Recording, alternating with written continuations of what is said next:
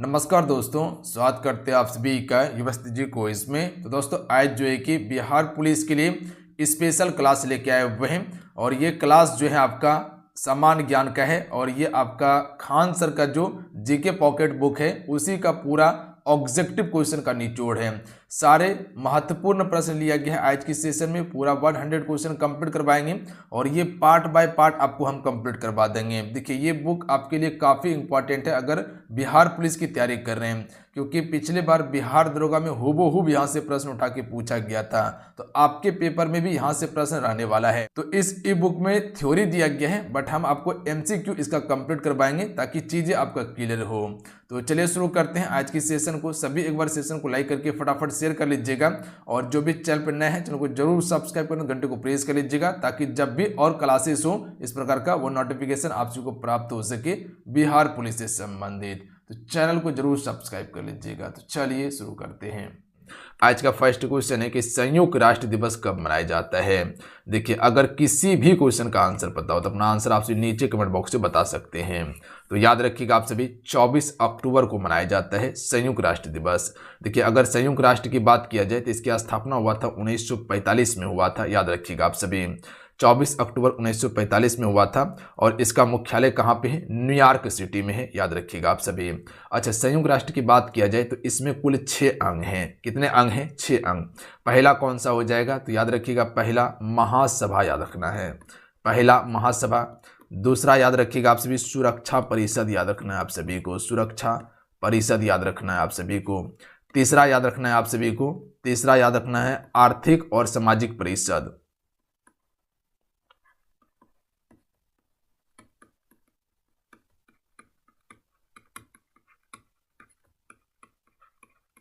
आर्थिक और सामाजिक परिषद चौथा आपको याद रखना है। उसके बाद ट्रस्टीशिप परिषद याद रखिएगा आप सभी और उसके बाद जो आप सभी को याद रखना है पांचवा याद रखना है आप सभी को अंतर्राष्ट्रीय न्यायालय।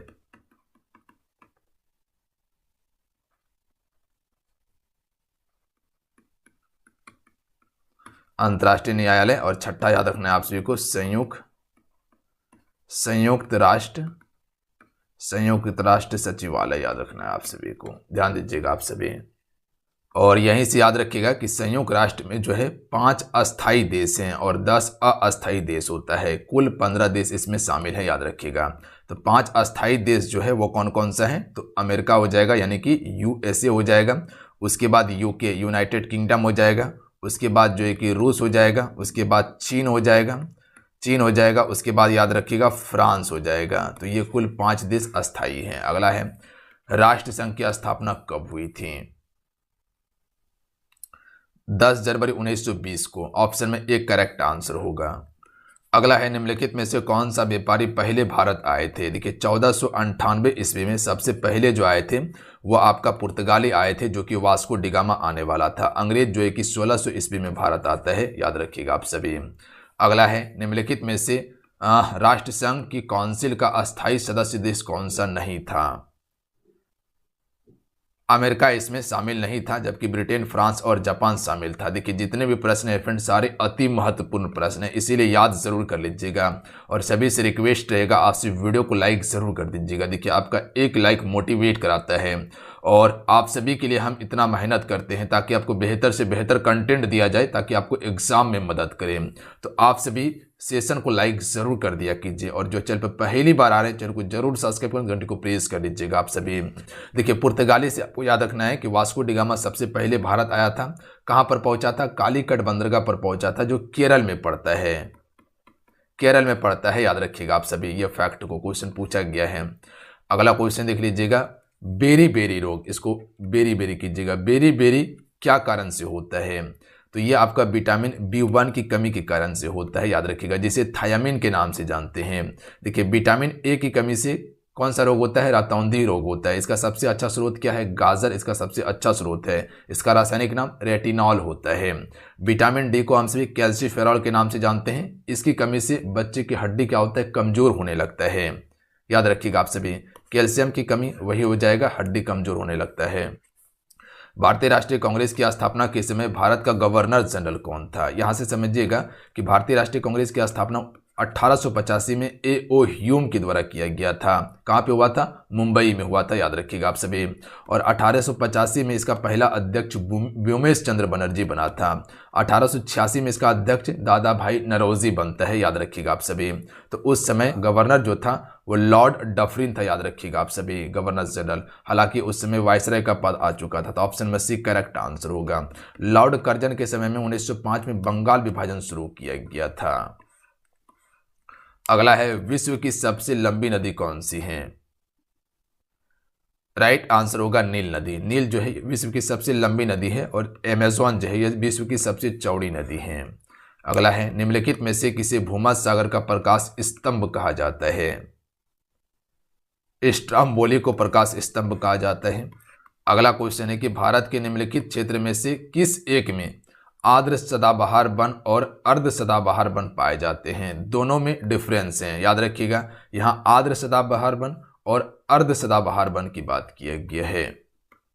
तो इसका करेक्ट आंसर हो जाएगा पश्चिमी घाट में, याद रखिएगा। पश्चिमी घाट कौन सा है? तो ये भारत का मैप है, ये वाला आपका पश्चिमी घाट है, ये आपका पूर्वी घाट है, ध्यान दीजिएगा आप सभी। जो गुजरात हो गया, मुंबई हो गया, गोवा हो गया, कर्नाटक हो गया, केरल हो गया, ये सभी पश्चिमी घाट पर है। वहीं पर आप सभी उड़ीसा देखते हैं, पश्चिम बंगाल देखते हैं, उसके बाद आंध्र प्रदेश हो गया, तमिलनाडु हो गया, ये सभी आपका पूर्वी घाट में है। अगला क्वेश्चन है, महानदी डैश से निकलती है? तो महानदी रायपुर से निकलती है, ध्यान दीजिएगा आप सभी। कहाँ से? रायपुर से निकलती है। अगला है, मानस राष्ट्रीय उद्यान ये कहाँ पर स्थित है? देखिए, राष्ट्रीय उद्यान से काफ़ी ज़्यादा क्वेश्चन पूछा जाता है। वन्यजीव अभ्यारण्य और राष्ट्रीय उद्यान को आप कंप्लीट ज़रूर कवर कर लीजिएगा। इसके लिए हम स्पेशल एक सेशन लेके आएंगे और जितने भी VVI टॉपिक है, जिस टॉपिक से क्वेश्चन पूछा गया है, वो सारा टॉपिक हम कंप्लीट करवा देंगे ताकि आपका प्रश्न मिस ना हो। चलिए, इस क्वेश्चन का राइट आंसर कीजिएगा। तो मानस जो है आपका असम में है, याद रखिएगा। इसके अलावा काजीरंगा याद रखना है, वो भी आपका असम में है, जो एक सिंह गैंडा के लिए प्रसिद्ध है। अच्छा, नंदा देवी राष्ट्रीय उद्यान कहाँ पर है? उत्तराखंड में है। बुक्सा टाइगर रिजर्व जो है वो पश्चिम बंगाल में है। अगला है, भारतीय संविधान की 10वीं अनुसूची डैश से संबंधित है? राइट आंसर ऑप्शन में भी होगा पक्ष त्याग या दल बदल इसे कहते हैं। दल बदल कहा जाता है, याद रखिएगा आप सभी। ये 10वीं अनुसूची में संबंधित है। अच्छा, अगर क्वेश्चन पूछा जाए आप सभी से कि मौलिक अधिकार जो है संविधान के किस अनुच्छेद में है? तो 12 से लेकर 35 तक मौलिक अधिकार है। अच्छा, नीति निर्देशक तत्व, तो ये आपका 36 से लेकर 51 तक होगा। मौलिक अधिकार जो है ये संविधान के भाग 3 में है, याद रखिएगा आप सभी। और नीति निर्देशक तत्व संविधान के भाग 4 में है। अच्छा, मौलिक कर्तव्य के बारे में एक बार क्वेश्चन पूछा गया था, ये आपका किस अनुच्छेद में है? तो 51 का में है। और भाग की बात किया जाए तो भाग 4 का होगा, याद रखिएगा इतना सा फैक्ट को। अच्छा, पंचायती राज के बारे में आप सभी को पता है कि अनुच्छेद 40 में पंचायती राज का वर्णन किया गया था। हालांकि 73वां संविधान संशोधन 1993 में जो है कि इसे पूर्ण रूप से संवैधानिक दर्जा दिया गया था। अगला है, भारतीय संविधान का अनुच्छेद 1 भारत को घोषित करता है? Right answer option number D होगा, संघ राज्य के रूप में करता है, यानी कि यूनियन के रूप में। अगला है, भारतीय संविधान के किस अनुच्छेद का उद्देश्य पूरे भारत में नागरिकों के लिए एक समान नागरिक सहायता सुनिश्चित करना है? तो ये आपका अनुच्छेद 44 है, याद रखिएगा। अगर क्वेश्चन पूछ लिया जाए तो आंसर कर लीजिएगा। अनुच्छेद 44 जो है ये एक समान नागरिक सहायता सुनिश्चित करता है नागरिकों के लिए।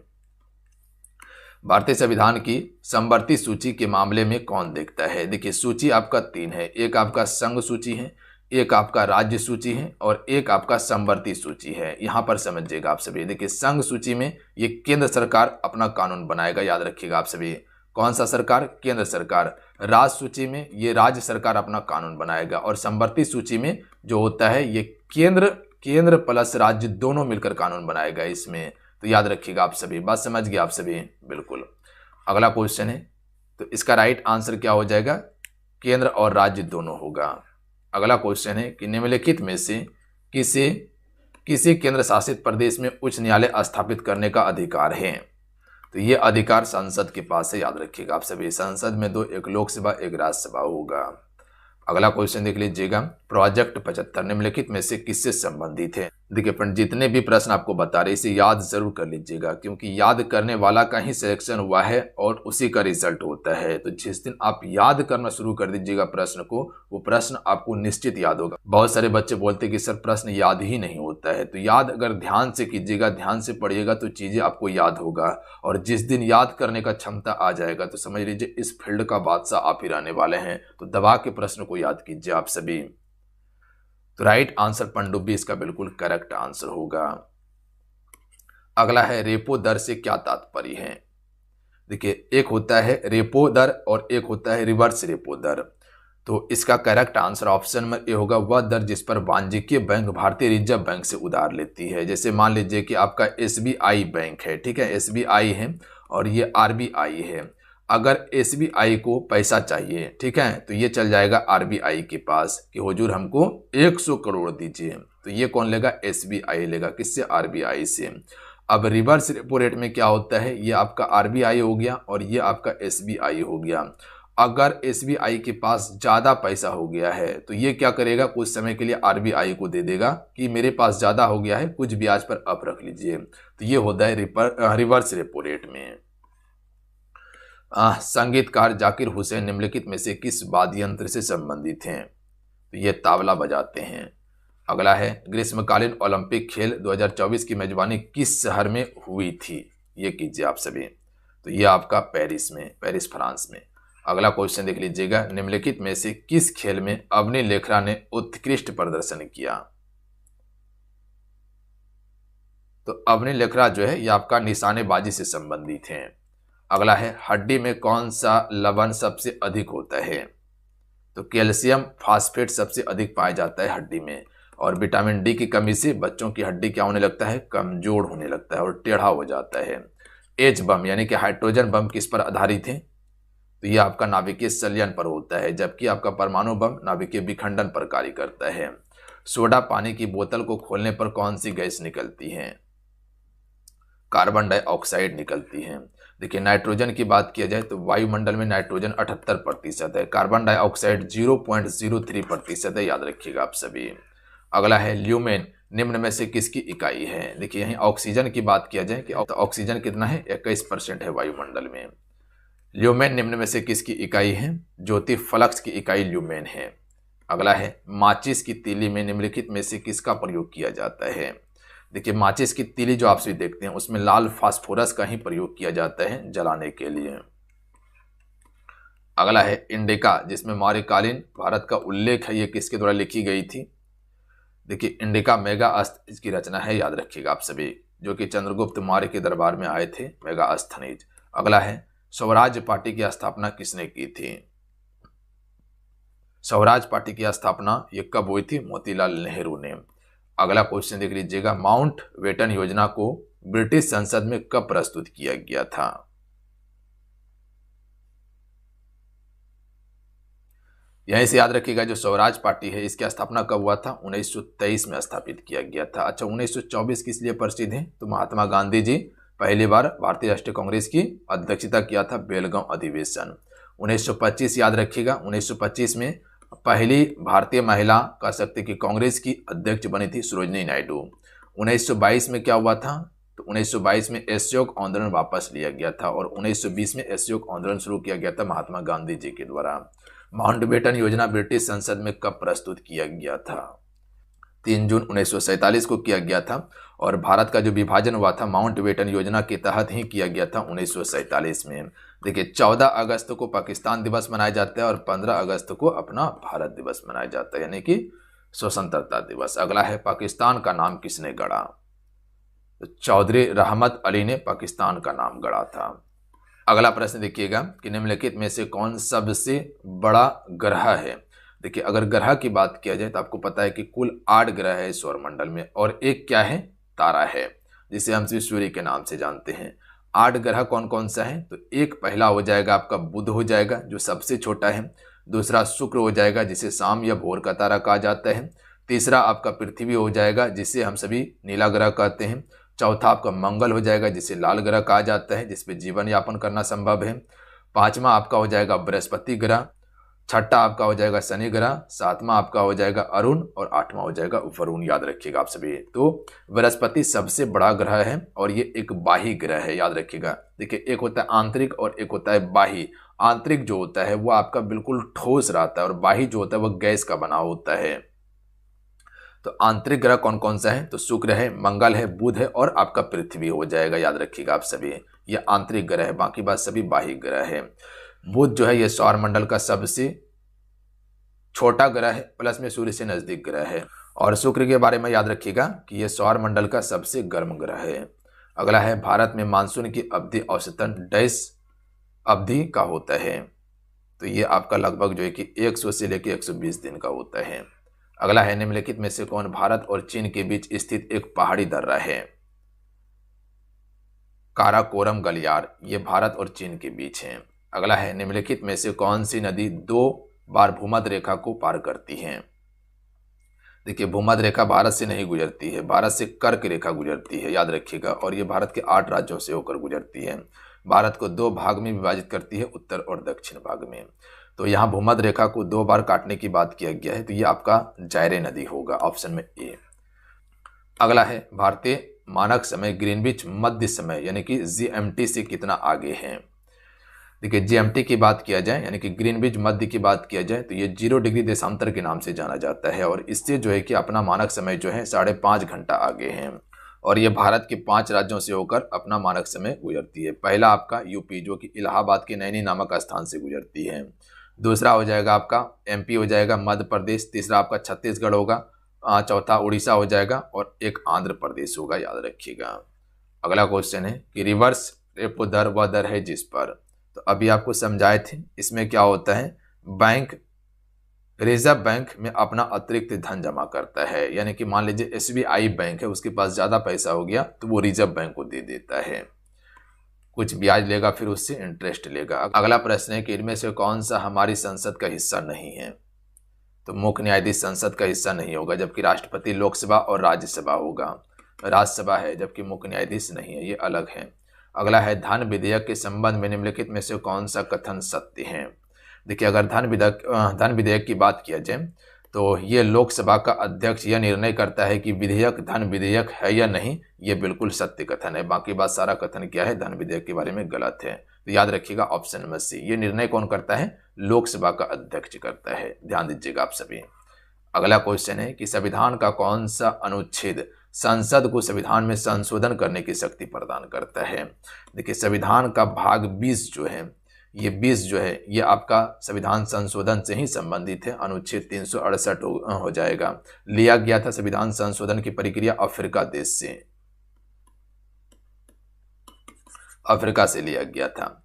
अगला है निम्नलिखित में से किस देश में विश्व का सबसे लंबा लिखित संविधान है? तो अपना भारत देश का सबसे लंबा लिखित संविधान है, याद रखिएगा आप सभी। अगला देखिएगा, भारतीय संविधान का कौन सा अनुच्छेद कानून के समक्ष समानता से संबंधित है? तो राइट आंसर होगा अनुच्छेद 14, कानून के समक्ष समानता से संबंधित है। अनुच्छेद 17 जो है ये अस्पृश्यता के उन्मूलन से संबंधित है। अनुच्छेद 21 के अनुसार आप किसी भी व्यक्ति से मनपसंद विवाह कर सकते हैं।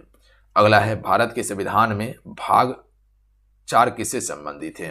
देखिए यहीं पर एक अनुच्छेद 21 ये आता है, इसमें शिक्षा का प्रावधान किया गया है, ध्यान देंगे आप सभी। तो भाग 4 जो है राज्य के नीति निर्देशक तत्व से संबंधित है, जो कि अनुच्छेद आपका 36 से लेकर 51 तक होगा। मौलिक कर्तव्य के बारे में बताएं आपको, नागरिकता जो है ये 5 से लेकर 11 अनुच्छेद में है, मौलिक अधिकार 12 से लेकर 35 में है और मौलिक कर्तव्य 51 का में है। अगला क्वेश्चन देख लीजिएगा। क्वेश्चन है कि जगन्नाथपुरी मंदिर के देवताओं की वापसी यात्रा को किस रूप में जानते हैं? बहुधा यात्रा के रूप में। अक्सर समाचारों में देखे जाने वाला कार्बन क्रेडिट किसके द्वारा प्रस्तावित किए गए हैं? क्योटो प्रोटोकॉल के द्वारा, option number B right answer होगा। रेयॉन के वस्त्र बनाने के लिए निम्नलिखित में से किस फाइबर का उपयोग किया जाता है? तो सेल्यूलोज का प्रयोग करते हैं। देखिए फ्रेंड, जितने भी आपसे मेरे साथ में हैं, आपसे इस सेशन को जरूर लाइक कीजिएगा, वीडियो को जरूर लाइक कर दीजिएगा। आपका एक लाइक मोटिवेट कराता है, तो लाइक करके आपसे शेयर जरूर कीजिएगा। आइए अगला क्वेश्चन है कि ईसीजी किस अंग की विद्युत गतिविधि का चित्र में प्रतिनिधित्व है? तो देखिए ईसीजी का जो प्रयोग करते हैं ये हृदय की जांच करने के लिए करते हैं हम सभी। अगला क्वेश्चन देख लीजिएगा, शीतल पेय में पाए जाने वाला अम्ल कौन सा है? तो इसमें कार्बोनिक अम्ल पाया जाता है। देखिए मैलिक अम्ल जो है ये सेब में होता है। टाइट्रिक अम्ल की बात किया जाए तो ये आपका कह सकते हैं कि अंगूर में पाया जाता है टाइट्रिक अम्ल। अगला क्वेश्चन है कि प्रकाश वर्ष किसका मात्रक है? देखिए प्रकाश वर्ष जो होता है ये दूरी का मात्रक होता है। दही में कौन सा अम्ल पाया जाता है? लैक्टिक अम्ल पाया जाता है दही में।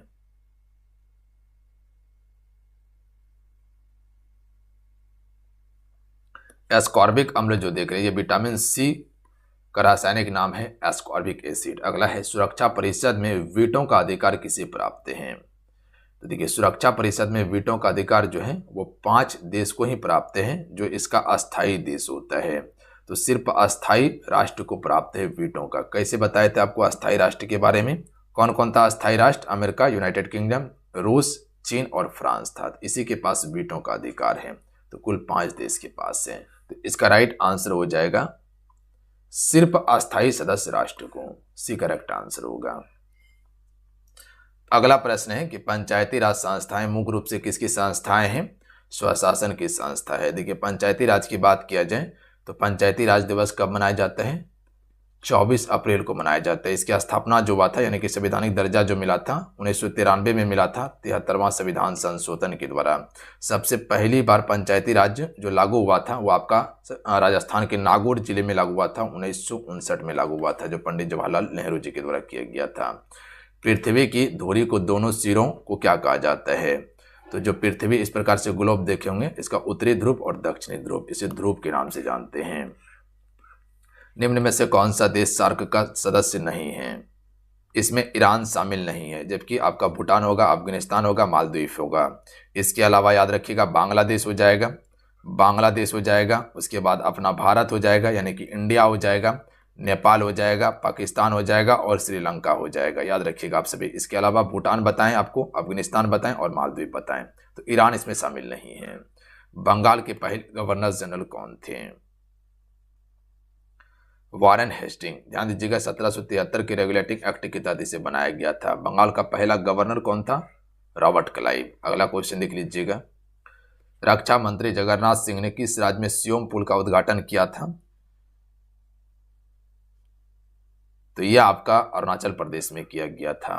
युआन निम्नलिखित में से किस देश की मुद्रा है? तो ये चीन की मुद्रा है। रूस की मुद्रा रूबल है। श्रीलंका में आपका श्रीलंका रुपया चलता है। पाकिस्तान में पाकिस्तानी रुपया चलता है आपका। अगला है कि भारत में किसी भी राज्य का मुख्यमंत्री बनने के लिए न्यूनतम आयु कितनी होनी चाहिए? तो 25 वर्ष होनी चाहिए। ध्यान दीजिएगा। देखिए कोई भी राज्यसभा से अगर प्रधानमंत्री बनता है, राज्यसभा से अगर प्रधानमंत्री बनता है तो इसके लिए उम्र 30 वर्ष रखा गया है। और लोकसभा की बात किया जाए, लोकसभा से अगर बनता है प्रधानमंत्री तो उम्र 25 वर्ष रखा गया है। राष्ट्रपति हो गया इसके लिए 35 वर्ष, राज्यपाल हो गया 35 वर्ष, उपराष्ट्रपति हो गया 35 वर्ष उम्र है। और पंचायत चुनाव जो होता है उसमें सदस्य बनने के लिए 21 वर्ष उम्र है। निम्न में से कौन सी मौसमी पवनों का उदाहरण है? मानसून पवने। अगला क्वेश्चन है कि केरल की मोनाजाइट रेत डैश से भरपूर है? तो थोरियम से भरपूर है। ऑप्शन में एक करेक्ट आंसर है। अगला है इंदिरा गांधी राष्ट्रीय कला केंद्र का मुख्यालय किस शहर में है? नई दिल्ली में।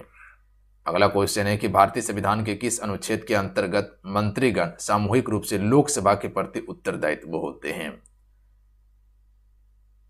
अनुच्छेद 75 के अनुसार। अगला है अफगानिस्तान की राजधानी कहाँ पे है? काबुल इसकी राजधानी है। याद रखिएगा आप सभी, कहाँ पे? काबुल। अगला क्वेश्चन है कि डैश संचित और वर्षा आधारित क्षेत्र के लिए अच्छी तरह के अनुकूल उपयुक्त सतह जल निकासी होती है? समांतर नाली प्रणाली में। तो ऑप्शन में भी करेक्ट आंसर होगा। अगला है हिटलर किस देश का तानाशाह था? तो ये जर्मनी का तानाशाह था।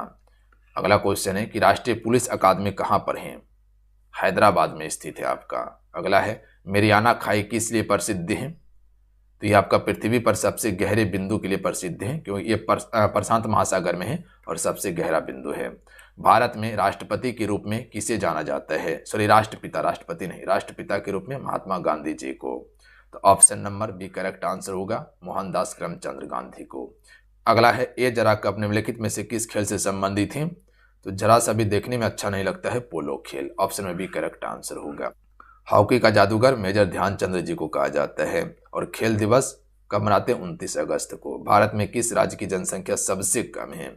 सबसे अधिक यूपी का है, सबसे कम सिक्किम का है, क्षेत्रफल सबसे ज्यादा राजस्थान का है और सबसे कम किसका है? गोवा का है क्षेत्रफल। क्षेत्र यहां पर बात किया गया, याद रखिएगा आप सभी। क्षेत्र में सबसे अधिक और ये कम क्षेत्रफल हो गया। अगला क्वेश्चन है कि निम्नलिखित में से कौन सा भारत का सबसे बड़ा राष्ट्रीय उद्यान है? हेमिस राष्ट्रीय उद्यान, ये आपका कहाँ पड़ता है? लद्दाख में पड़ता है। ये सबसे बड़ा राष्ट्रीय उद्यान है। रणथंभौर आपका राजस्थान में है।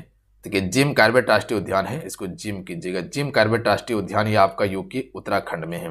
और काजीरंगा जो एक सिंह के लिए प्रसिद्ध है, एक सिंह गंडा के लिए असम में है, ध्यान देंगे आप सभी। अगला क्वेश्चन है कि सहारा रेगिस्तान किस महाद्वीप में है?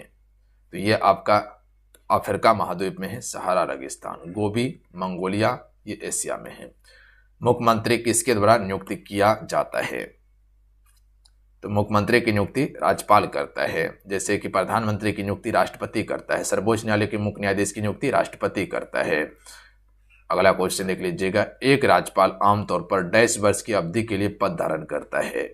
हालांकि इसका शासनकाल 5 वर्ष का होता है, बट ये राज्यपाल जो है ये राष्ट्रपति के अनुसार कार्य करता है, जितना दिन तक चाहे जिस राज्य में बना सकता है। भारत का सबसे बड़ा दूसरा सबसे कम आबादी वाला केंद्र शासित प्रदेश कौन सा है? तो लद्दाख हो जाएगा सबसे बड़ा केंद्र शासित प्रदेश, प्लस में दूसरा सबसे कम आबादी वाला है। निम्नलिखित में से कौन से खिलाड़ी बैडमिंटन से जुड़े हैं? तो के श्रीकांत बैडमिंटन खिलाड़ी हैं। आगा का खप किस खेल से संबंधित है? तो ये आपका हॉकी से संबंधित है, याद रखिएगा आप सभी। अच्छा, खेल दिवस हम सभी हॉकी दिवस के रूप में जानते हैं और 29 अगस्त को हम सभी खेल दिवस मनाते हैं, तो ध्यान दीजिएगा आप सभी। अगला क्वेश्चन है कि शांति काल में दिया जाने वाला सबसे बड़ा वीरता पुरस्कार कौन सा है? तो अशोक चक्र है। परमवीर चक्र ये किसको दिया जाता है? तो याद रखिएगा सैनिक को दिया जाता है। अगला है प्रसिद्ध पुस्तक विंग्स ऑफ फायर किसकी आत्मकथा है? तो ये एपीजे अब्दुल कलाम की आत्मकथा है। विश्व प्रसिद्ध खुजराहों का मूर्ति कलाएं कहाँ स्थित है? तो ये आपका मध्य प्रदेश में है। सांची का भी स्तूप मध्य प्रदेश में है।